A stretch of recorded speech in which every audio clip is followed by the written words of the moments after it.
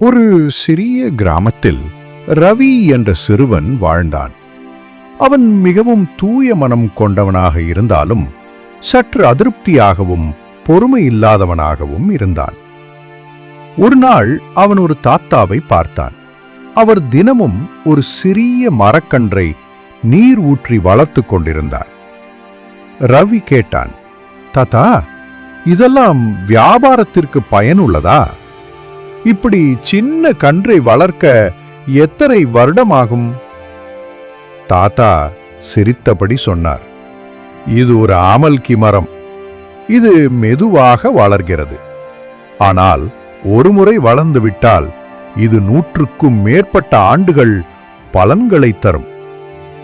ரவி ஆச்சரியப்பட்டான். அதற்கு தாத்தா மேலும் சொன்னார், நாம் உடனடி பலன்கள் கிடைக்க வேண்டும் என்று ஆசைப்பட்டால் ஆழமான பயன்களை இழக்க நேரிடும். பொறுமைதான் உண்மையான வெற்றியின் வேர்.